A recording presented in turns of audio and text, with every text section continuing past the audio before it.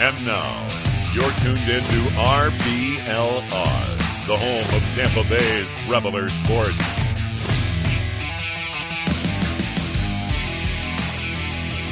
Hi, everybody. Welcome to your RBLR Rays podcast. I'm Ben. It's Fan Fest today. Well, you might not be listening to this on Saturday, but it is a Rays Fan Fest. Zach is back too, so a lot of cool things happening right now. How's it going, Zach? It is going really well. I am sad that I do not live down there because I would 100% be at FanFest. The lineup of players that are going to be there and like signing autographs is really cool. So I hope if you're in the area, you get a chance to go because it sounds like it's going to be a blast. Yeah, I will not be able to go, unfortunately, this year, but that's okay. But maybe some of our RBLR listeners, or I don't know, I was trying to think of a thing we can call our listeners because, we've got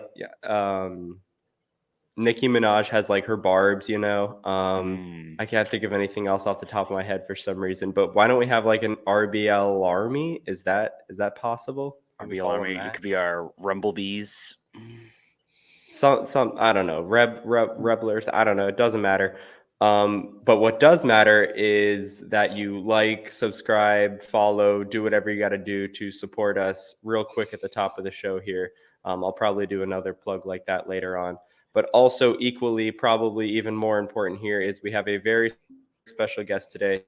You might know as at Scout Girl Report on Twitter. It's Andrea. I'm gonna mess up your last name, so I'm gonna let you take it over there.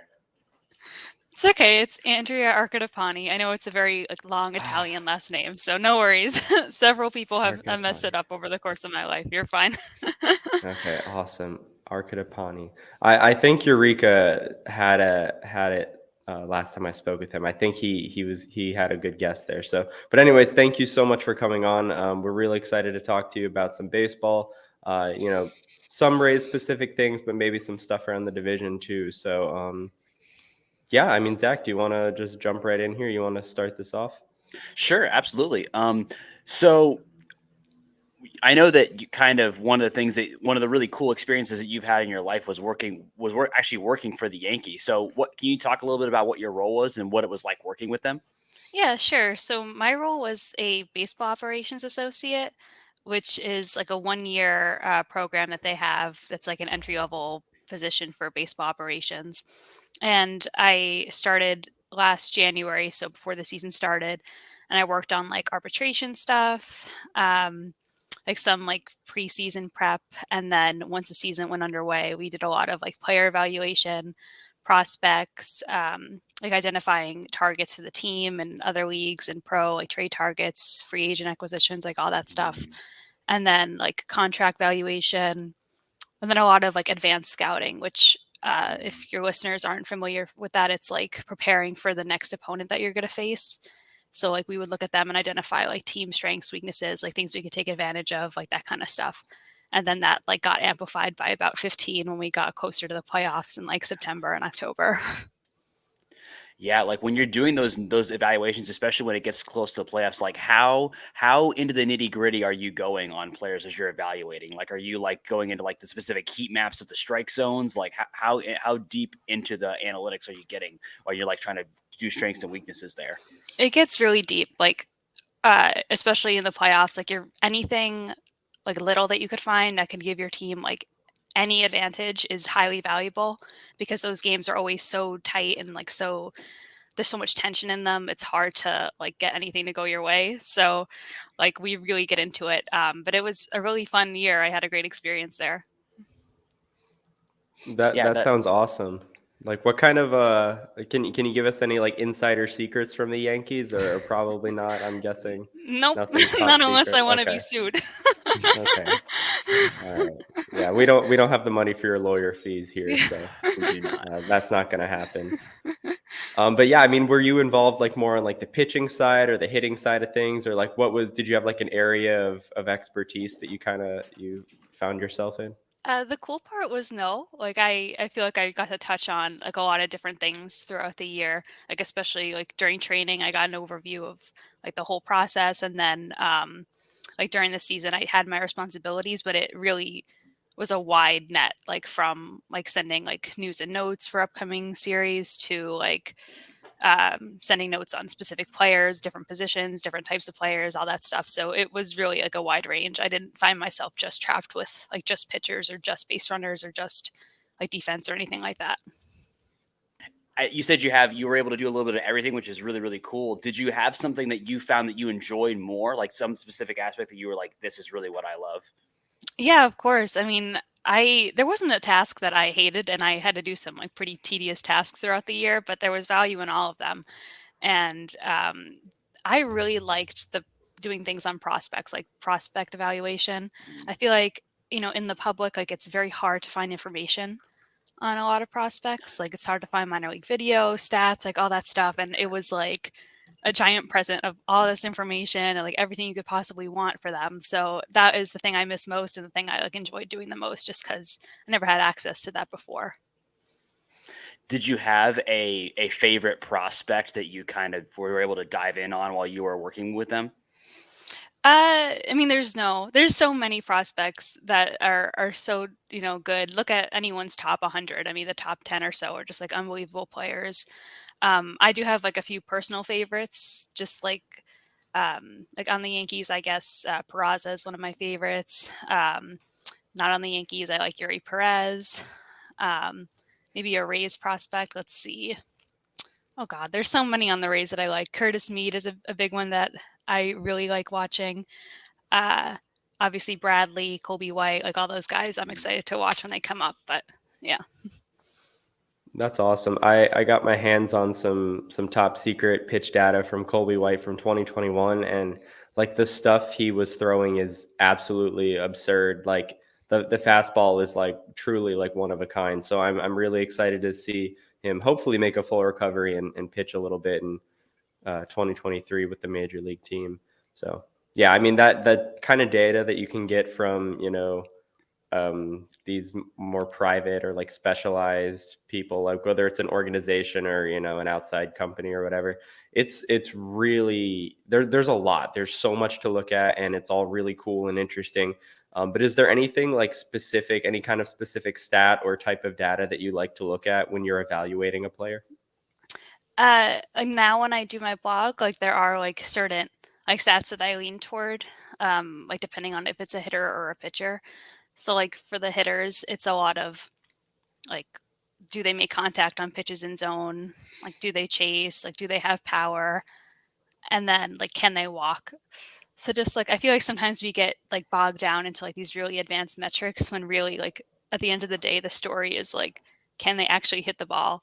And can they hit it well? And if not, like, can they at least walk? So like any stat that leads you to that answer is something I like, whether it's like an extremely nitpicky, like, depths of fan graph stat or like just a walk rate. Like anything will get you there. Yeah. Do you feel like do you feel like there is a bit of a tendency? I feel like in today, especially on like social media or with some of the some other podcasts that are out there, there's a lot of really delving into the nitty gritty on like stats, which I'm always fascinated by. But do you feel like there's been a little bit of because I feel like sometimes people say that like traditional stats are just like meaningless now. Like you get people that say like batting average means nothing, or like or ERA means nothing. And do you feel like it's swung a little bit too far the other way, where it's like we're throwing away all these sort of traditional metrics that we've been basing evaluation off over the years, that it's sort of we're going a little bit too far to the other way, throwing that away? Or what do you think? That's an interesting question. I don't think we're going too far, but I do think like I wouldn't say any of those traditional stats are useless. Like there are like more advanced stats that are more telling, but like a lot of the times like the OPS and the WRC plus like tells the same story. And in those cases, like it's okay to use the OPS if it's saying the same thing. Like you don't need to overcomplicate it. At least that's like something that I do like on Twitter and stuff, because not everyone that like I talk to on there really knows what those stats mean. And that's okay. Like there's nothing wrong with that. But I feel like sometimes maybe we get too bogged down that we forget like it's harder to have a conversation with someone who doesn't really understand like the nitty gritty of it, just because they don't have to understand it. Like it doesn't matter that much for everyone, especially a more casual fan, and that's okay. Yeah, that makes a lot of sense. Do you feel like sort of as you've gotten more into observing analytics and diving in there, do you feel like that has affected the way that you watch baseball? Yes, absolutely. I'd say that. Even like everything I learned the past year, like I don't think I'll ever be able to watch a game the same way again. Like Mm. just like, but it's more about like noticing the little things. Like even like growing up, like I'm sure you guys have the same experience. Like when you watch games more, like you notice certain things and you pick up on like certain tendencies. Like, oh, like maybe you should hold the tag, like when the runner steals second. Like maybe do that, or maybe you should like throw like a slower pitch here because you just threw the fastball 3 times. Like those are things that like you just pick up on naturally. But I always thought the game was like more fun watching it through that lens. Yeah, I totally agree. When I'm watching a baseball game, I've actually been told that I'm a kind of boring person to watch a baseball game with because normally, if you're going to a baseball game, a lot of people want to go to as more of like a social event. But for me, if I'm there, I am watching every single pitch because in my head, as I'm watching, I'm like, okay, he just threw the changeup. Is he going to throw a fastball? Or is he going to go off speed again here? He just went inside. He's going to go outside. I'm analyzing like every single pitch, especially with pitching. Especially if I'm watching a Rays game and the Rays are pitching, like I already know the pitcher's arsenal, so I'm thinking very in depthly about it. And like my wife will occasionally try to watch a game with me, and she's like, you just sit there in silence and stare at the screen and like mumble to yourself a little bit as you're watching the game. It's very Oh odd God, to watch you watch a baseball game. So I totally understand that. that's hysterical. Your poor wife. She puts up with a lot. Yeah. I used to get made fun of. So I worked for the Rays too, for 6 months in Mm. college, and I would be made fun of by like my coworkers and stuff because I'd be at every game with like a little notebook, like keeping score and like taking notes like a psychopath. So I totally get where you're coming from. I mean, there's just so much to watch, like when you're watching a baseball game. Like there are so many different things and like all these, it's almost like a really intricate like TV show where there's a bunch of plot points like coming together and there's so many like games within the game. And now with the rule changes that are coming up here, I feel like we're gonna see a lot more, at least at first, like different methods of trying things out. Like, we're gonna get a bunch of different, chess matches within our games again.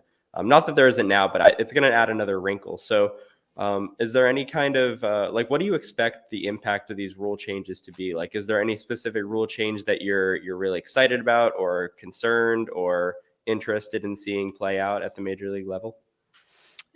Yeah, I'll try not to answer this with all of them, but Right. I am excited about like bigger bases. Like I think that that's gonna like improve stealing a lot. I think it's gonna be so fun. Though I am hesitant that it's gonna be like overrun because like pitchers could only pick off twice, I believe, if that's the rule. Hmm. Um, so I hope that doesn't mean like a lot of players just get free bases because they can't pick off again. But we'll see. And then I think an underrated rule change, I don't know if this is a rule change, is like the schedule. Like the schedule is so different this year, and I feel like no one's really talking about that, but it's going to have a major impact, especially on teams that have been relying on wins from like the weaker teams in their division. Mm. Yeah, those central divisions might look a little bit different. Because I mean, not that they're always weaker, but I feel like the AL Central, like it's usually pretty top heavy. NL Central, a little bit more even, but yeah, I mean, I think that's going to be interesting, and it might make the division games worth a little bit more, or make them, feel a little bit more important because you're only playing, like the Rays and Yankees are only going to play what, like 10 times this year? Is that, I I don't think know it's the 10 or exact number, but it's 11. less than Yeah. before because of all the okay. Yeah, and I think that's going to be really interesting to watch, for divisions that are, you talked about the divisions that are a little bit easier, like the AL East, like those games can feel like a war. Like every single game can feel like a war in division, especially later in the season when, you've seen the pitchers a couple of times. Like I remember some late season games against no matter who it is, even if the Orioles or the Red Sox are having a down year, they can feel like a war just to get through a 3-game series. So it'll be interesting to see how you know, seeing the team fewer times also affects the way the games go because you see pitchers fewer times, you see hitters fewer times.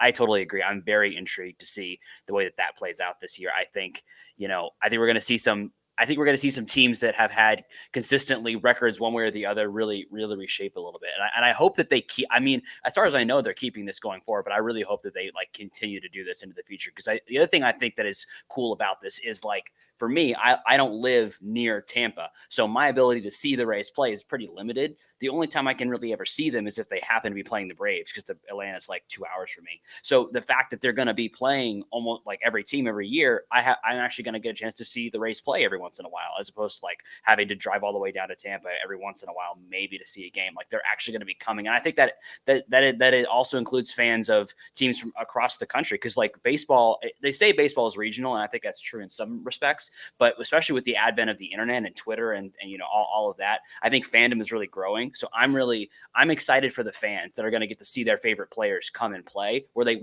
weren't getting that before. Like I think there's going to be more of that, and I'm hoping that it really helps grow the game even more.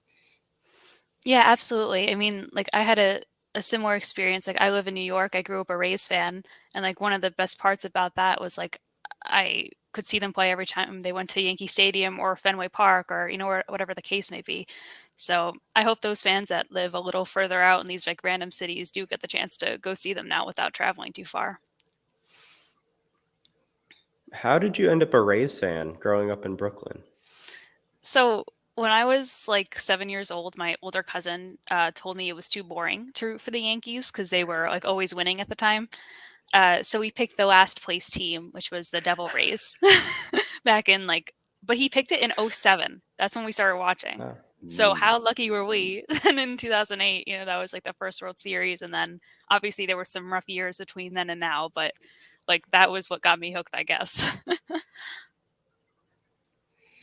That's really funny. I have a very similar story about my fandom in my NFL fandom, because I'm every other fandom except for the NFL, I'm basically a fan of a Florida sports team. For the NFL, I'm a Patriots fan, and I became a Patriots fan because of sort of the opposite thing, where everybody around me hated them because they were doing so well, and I was the only one who rooted for them during the '08 Super Bowl. So then when they lost, I was mercilessly bullied for like the next like 7 or 8 months after the fact. So I decided, well, if they're going to bully me for it, I might as well just stick with it, and I've stuck with them since. And it was definitely like, it was one of those weird things where they were winning, but they weren't winning in the playoffs all the time. So it was kind of weird being a fan of theirs, but it turned out pretty well in the end. But that's pretty cool.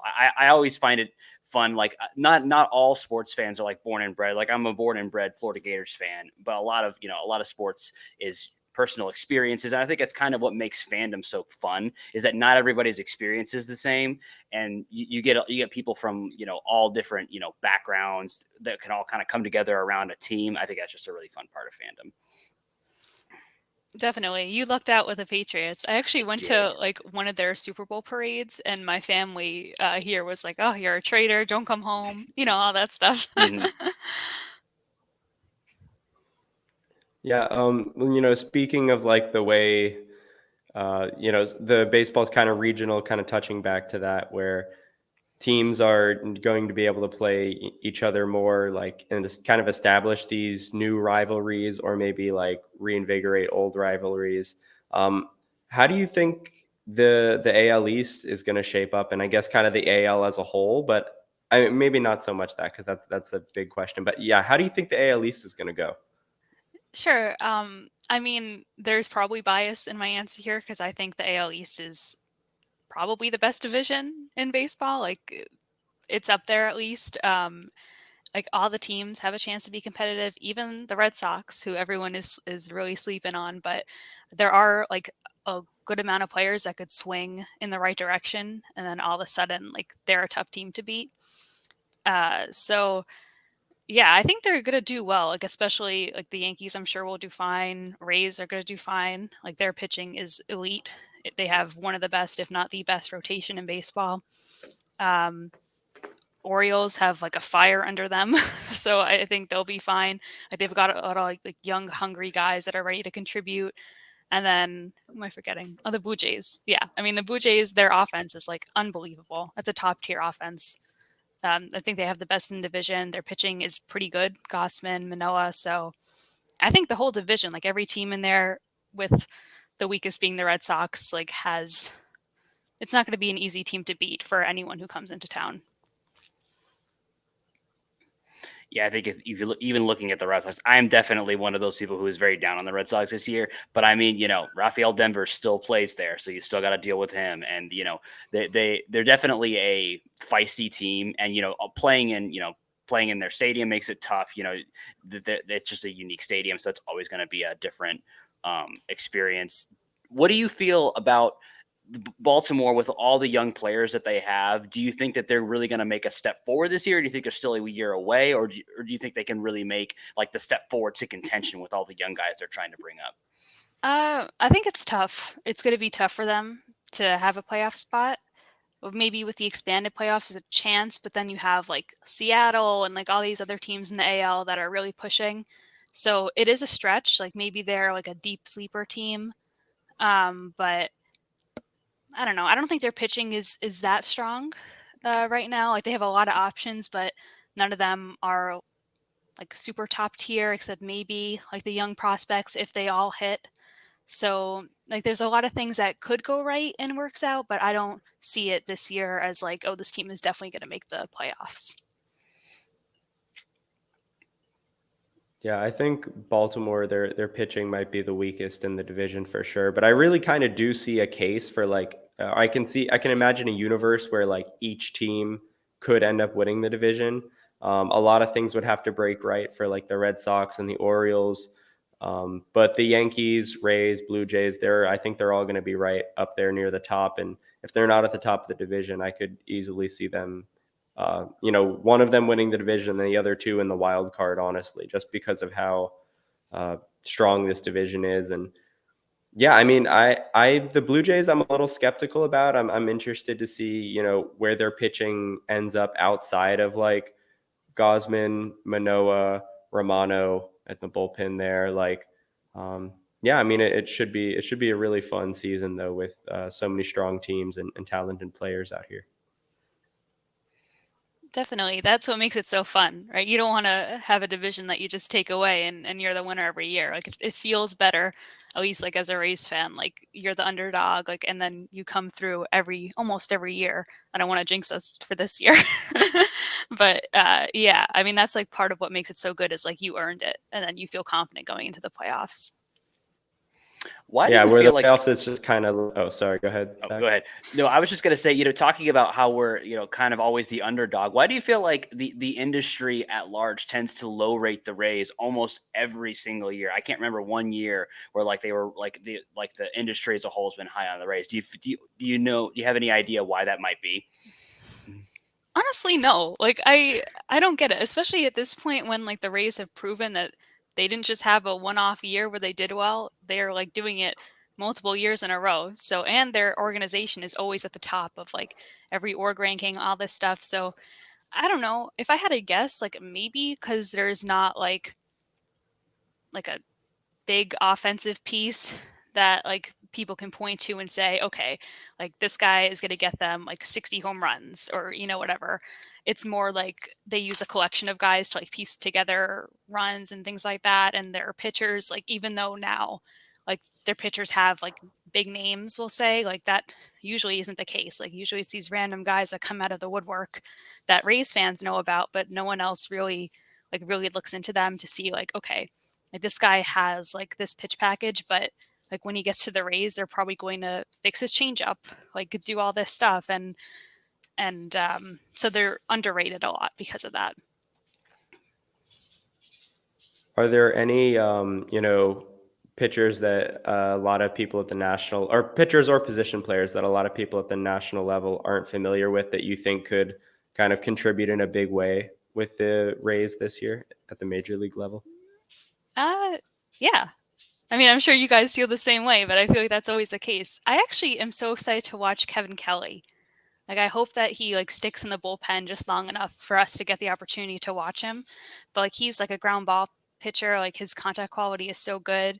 He gets all these like weak little hits. So I think his name is like one to watch if he sticks. And then like the guys that we saw last year, like Jason Adam, like we already know he's going to do well.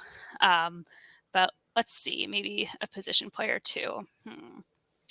I mean, Yandy Diaz is like an obvious one at this point because he just got extended. But I said his name before. If Curtis Mead makes his debut this year, I think he's going to be a player that surprises a lot of people. Yeah, I would love to see that. That would be so fun. He seems like a fun player to just watch, like just because he has that power potential in that bat. And I think it's always fun to watch a batter where you feel like every time they get up to the plate, they could hit it out. Like Isak Paredes has that. Randy Lau, when he's healthy, has that kind of potential. It's just some like a little bit more excitement when someone like that gets up to the plate, at least for me. Yeah, definitely. And Mead could also play third base, which I know like I'm like kind of low on like Diaz's ability to play third, which like in my mind he should not be playing third base. Like first base for Yandy Diaz is a much better fit, or like a DH. But Curtis Mead is like a young athletic kid. Like I think he has a lot of like positive abilities there, especially like his arm. So I'm excited to watch him like hopefully have a consistent role in the lineup. Yeah, if he's not playing every day in the majors, I would just prefer him to wait in Durham for the opportunity, because I'd rather see him continue to grow and develop, because he's still growing. Like, I mean, he's a really young player. There's still I think a lot of room to grow, even though he's already, producing at a pretty high level in the minors. So I mean, I know the Rays are going to take their time, but when a player's ready, they're going to make space for him. So I think we will see him maybe like June, July, somewhere conveniently after like the Super 2 cutoff. But that's just how it goes, I guess, sometimes. But I think he will play well enough to get to the majors. I'm not really concerned about the little injury hiccup he had at the end of last season.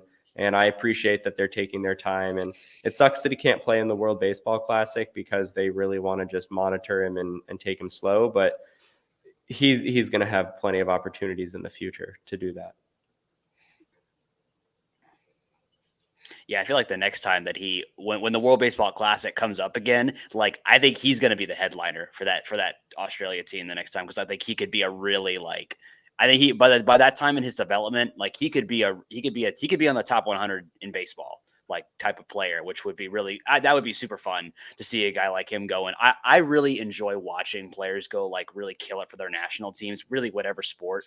I am so excited for the World Baseball Classic because there's so many players that are going to be so passionate about playing for their teams. There's just kind of a different level of excitement and passion that playing for your national team brings. I'm really excited to watch it. Do you have any predictions for who you think is going to win the World Baseball Classic?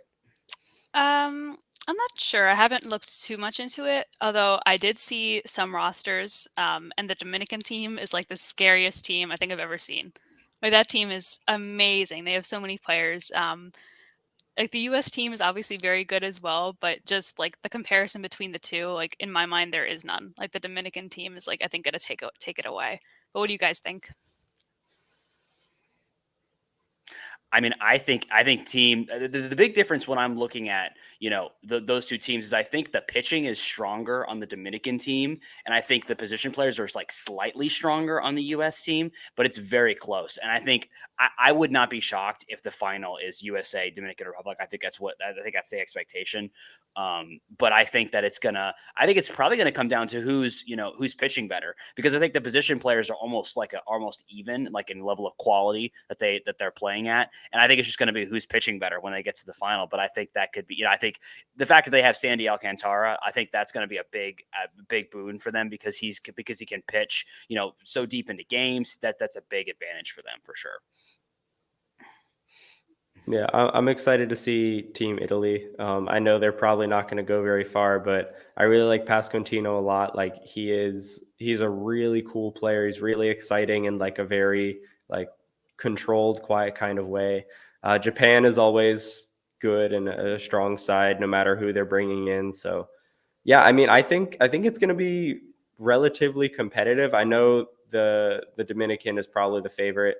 Um, there, because their roster is insane. But like, I don't think we're gonna see any like terrible teams or major blowouts. Like there's a lot of quality like all across the board there. So yeah, it should be fun. I'm excited to kind of flip back and forth between some spring training games and World Baseball Classic games, and lots of moving parts there. I think it's gonna be a really fun off season, or continue to be a fun off season.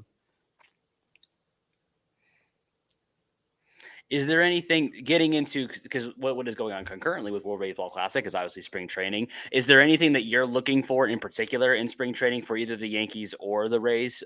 Like any players you're looking to break out or try to like really stick on rosters? I mean, for the Rays, I'm excited to see Josh Lowe. I think Ben, you wrote that article about him in D I Rays Bay. did. That was a great article. Like, I hope that Thank he you. does click this year and does do really well.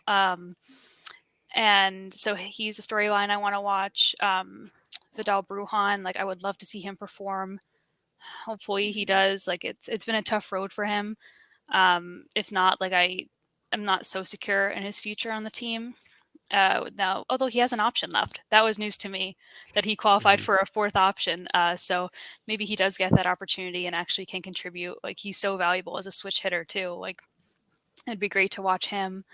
And then on the Yankees, I would love to see what they do with shortstop. I'm really pushing for Peraza, but Kiner Falefa is still on the team. Like he's still there, and he is a good shortstop.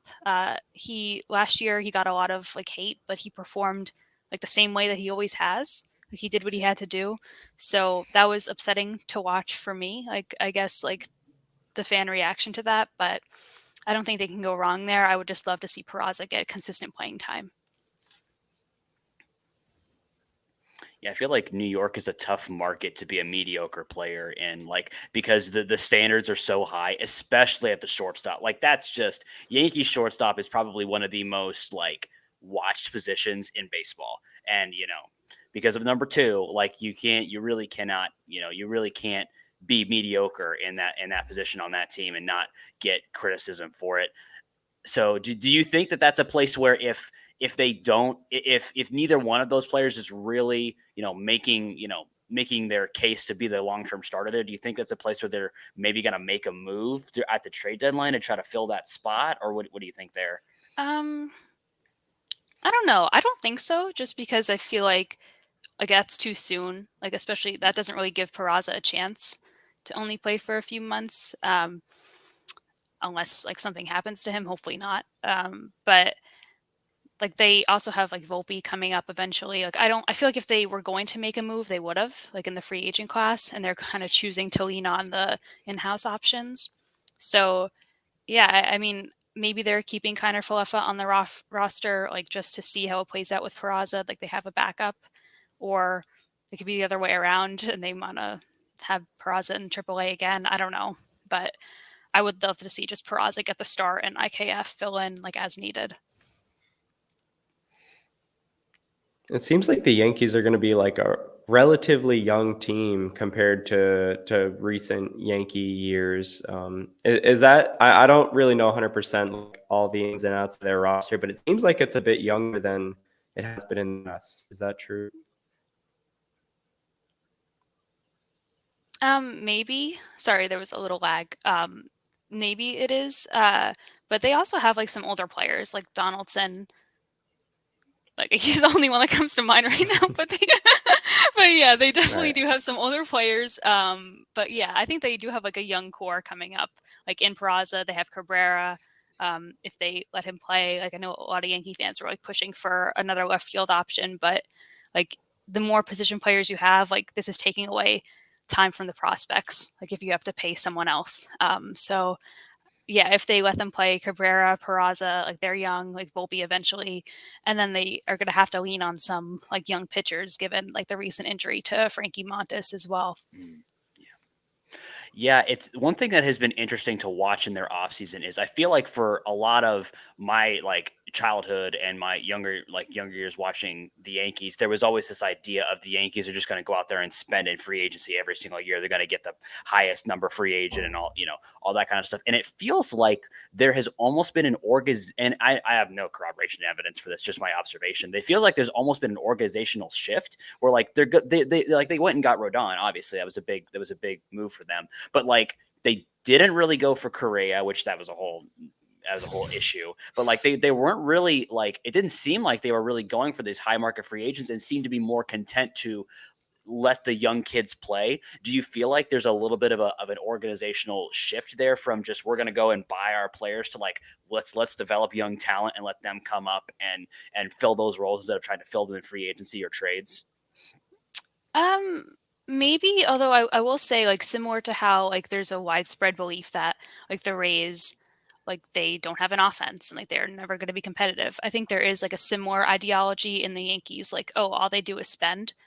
Like, if you look at, like, Cashman's, like, trade history, like, throughout his really entire reign as general manager, like, he has made trades, like, he has promoted young prospects, like, into those roles. I think he just has the opportunity as, like, someone who's leading, like, a big market team who has money to spend, like, they could choose the prospects that they give that opportunity to, and it's, like, always the top tier ones, like Judge or, like, Peraza now. I'm not saying Peraza is gonna be as good as Judge is, for the record. I'm just saying, like, he could pick and choose, like, who actually gets that role, versus, like, maybe a smaller market team who relies more on their prospect and organizational depth to fill spots at the major league level, like, they need to promote them. So I think it's just, like, more of, like, a not a myth because they do spend, like, and they do take that opportunity to spend, but, like, they're also using their prospects for trades. Like, last year, they traded a ton of their prospects to get major league depth, which is fine. Like, that's another way to do it. But yeah.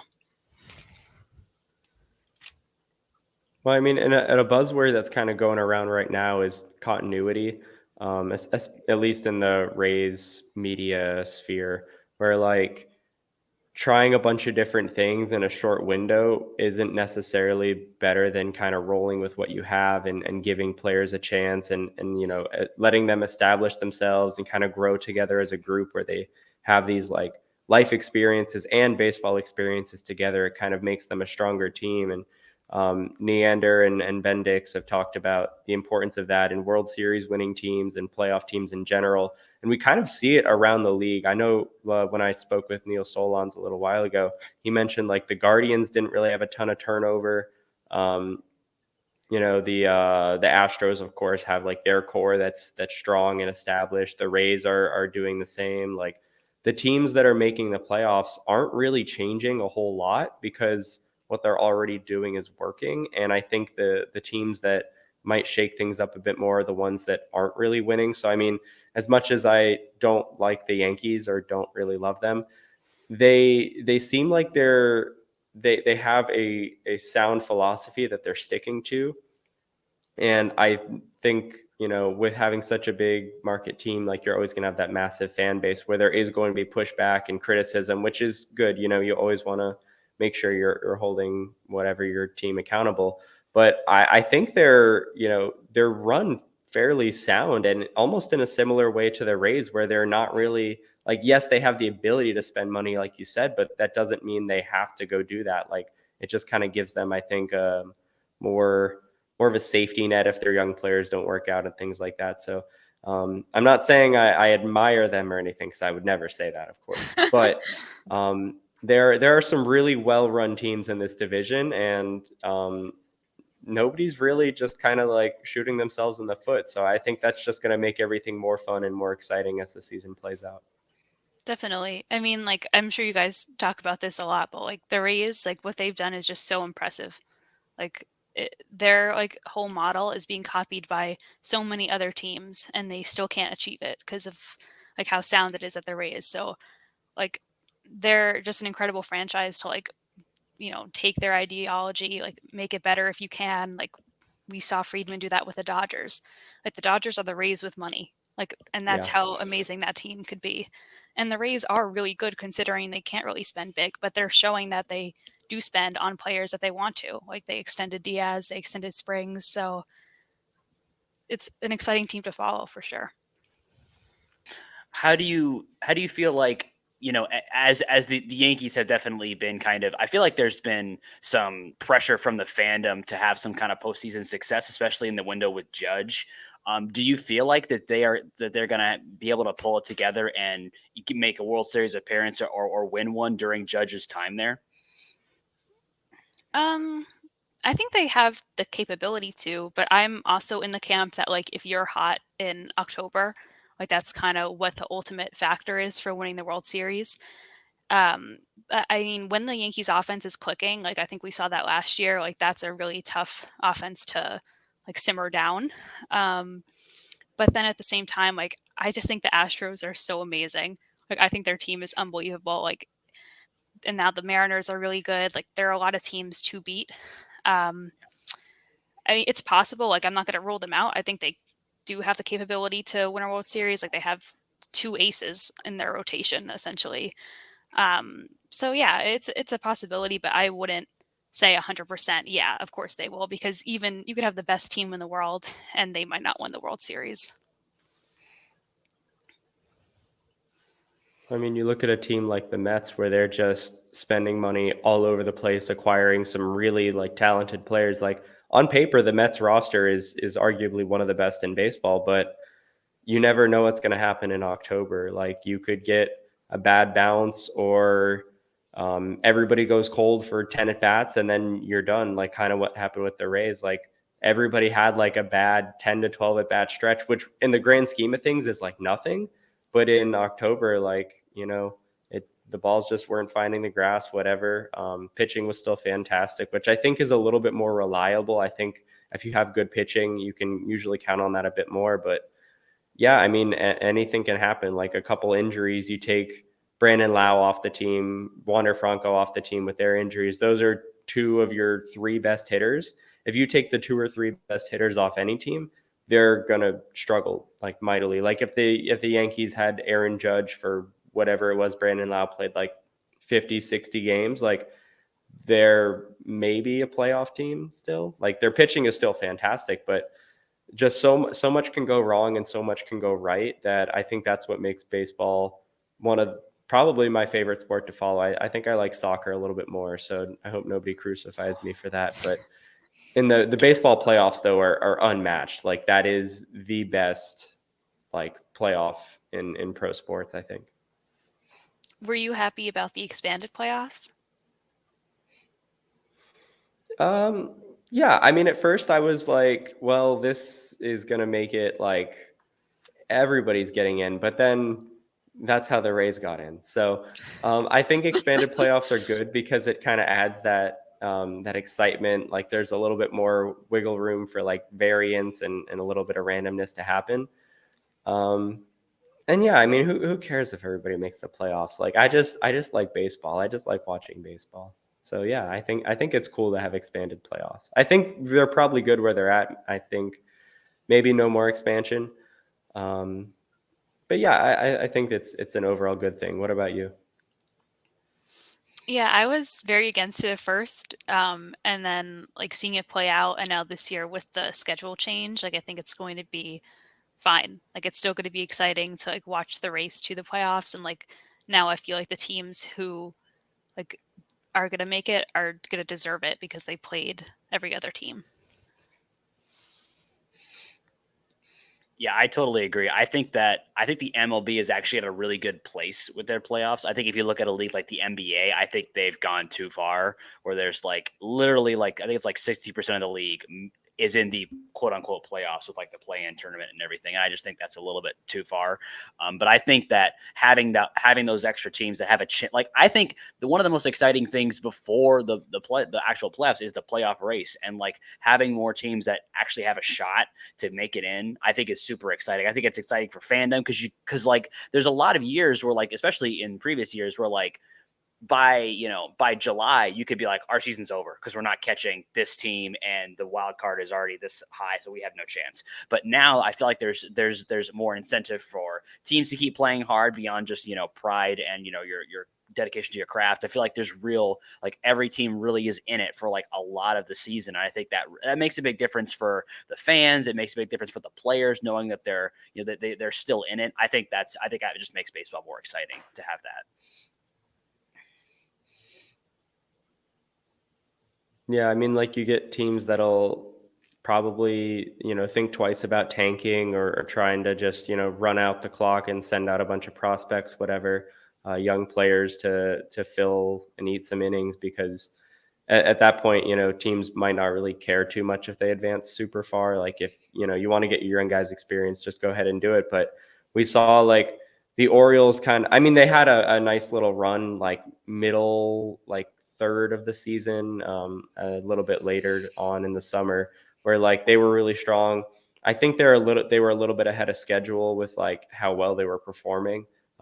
So I think it was a bit of an overperformance, but without the expanded playoffs, I think they might have, maybe punted a little bit sooner. So I think it is a good thing. I think it keeps things a little bit more competitive overall.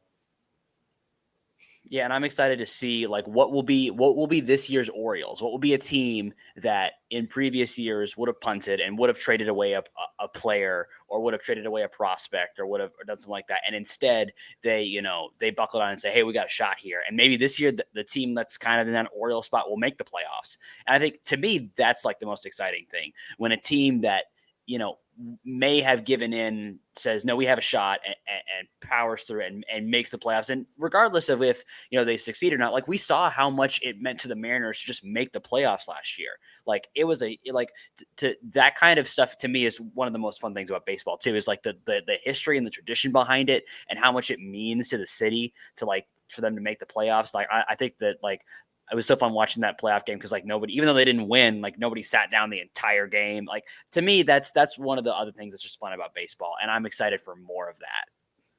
Yeah, absolutely. And then like I think you mentioned like the incentive to like actually try to compete. Like I think it goes beyond like just making the playoffs. Like if you look at like the way that the playoff revenue is shared, like you just have to play one game in the playoff and you get a percentage of that gate revenue, which I think is going to be a major incentive for owners as well. But yeah, I agree with everything you guys just said. Well, I have another thing you might want to agree with, and I think it's that our fans should go to shop.rblrsports.com, buy some shirts. We're going to throw a little graphic here over everybody's faces. We got some great shirts. Maybe we'll get like is it fatigues or like camo stuff, whatever. We can do like RBL Army or Rebler troops. I don't know. We're gonna think of something here for our brave listeners who tune in every single week and watch us too. You're not just listening, you're watching, because we are on YouTube, Spotify. They do some videos on Spotify now, I noticed, for podcasts, so maybe we can look into that. But yeah, I mean, just buy a shirt, use promo code FLAPPY, FLAPPY, you get 10% off your order. And you can support what we're doing here so we can continue to make cool stuff and have really awesome guests on, like the one we have today. If you guys have any suggestions for what you are RBLR Army would like to be called, you can also just let us know in the comments or on Twitter. Just let us know what you think. Yeah, I don't want to give them too much power. Well, they can suggest. We're not giving them. They can give a suggestion. We won't. We're not going to give them too much power. I would agree. Yeah. On a side note, I think crossing guards have too much power. Like they decide who gets hit by a car and who doesn't. I think that's too much power. So, that is. But yeah, that just popped in my brain, so I wanted to make sure everybody knows where I stand on crossing guards. All right, this I do disagree with. As someone who drives in New York City, they are needed. It's not easy. It's scary. I actually agree with that. I lived overseas in a country that did not have crosswalks or crossing guards at all in the whole country. And let me tell you, that was literally like, it was kind of the Hunger Games out on the road. Like anybody basically did whatever they wanted. It was a journey every time you walked anywhere or got in a car. So I think order. I think more order. Right. No, that's fair. And I think the wheels are kind of coming off here a little bit. So is there anything else we want to do to wrap this up, or anything you want to plug before we head out of here? I mean, I'm on all social channels. Twitter is my main one, but I do have a YouTube channel as well, and they're all at Scalco Report. So, yeah.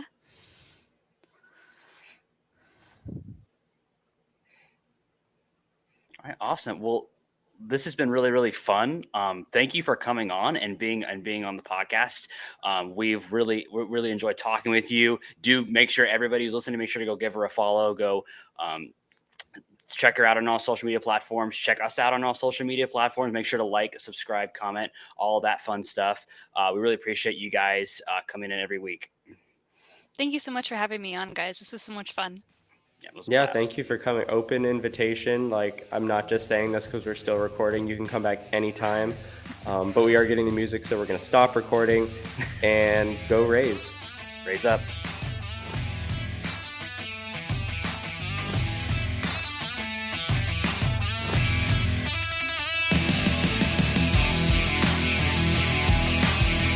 Thank you for tuning into this presentation by RBLR Sports. On your way out of the stadium, please remember to like and subscribe.